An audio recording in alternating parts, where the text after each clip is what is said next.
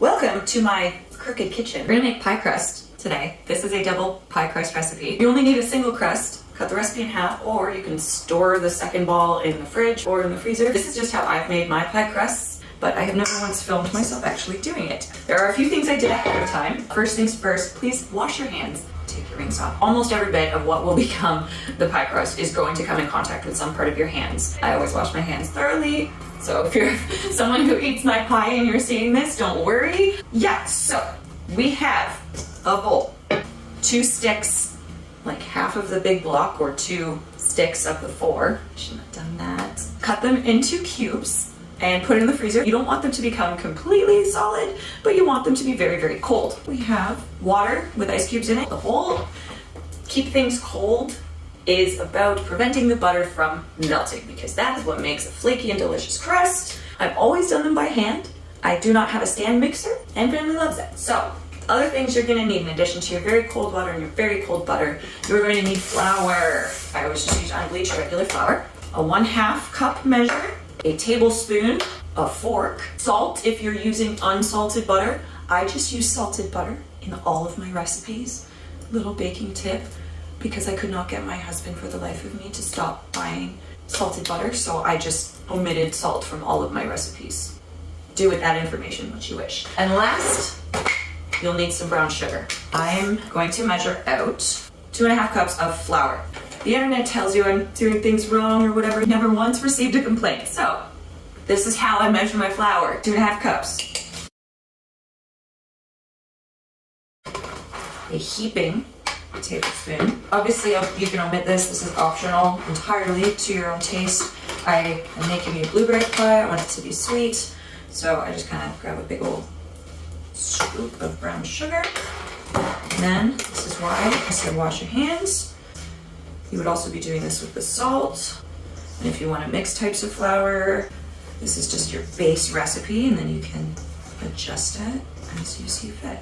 So once you get the brown sugar kind of evenly distributed, plop it in, roll them in the flour mixture, and then I take this part of my thumb and just like rub the corners off and then recoat.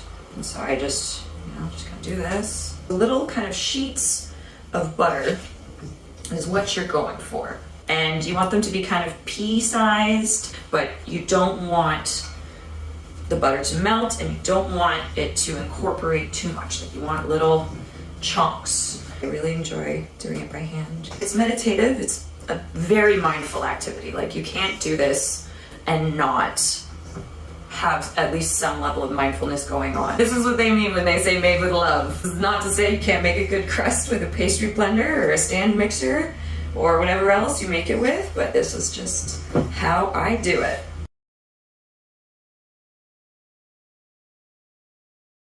This is definitely an activity for any person who, as a kid, really enjoyed those white pebble playgrounds. If you know, you know. Pretty much there. So it's starting to get softer and softer. That's why the cold water is essential here. So this crumbly,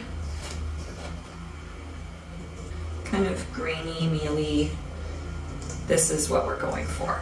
Next, let's make a little, not a well to the bottom of the bowl, but just like a little divot.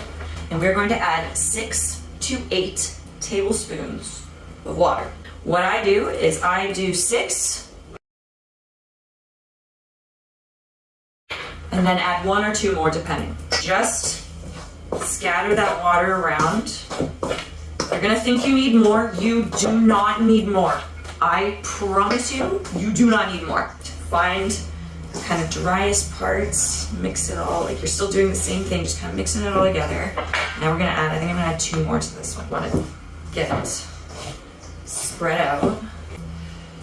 All right, so this is what starting to come together means. You can still see bits of butter. So once you can kind of start to pack it, I start to form two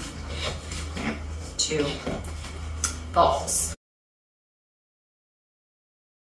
You'll know it's ready when you like get all of the crumbs out of the bowl onto one of your 2 balls.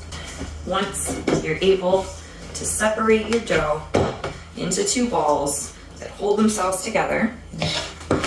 You're gonna take some flour, sprinkle your workspace, which was also previously cleaned.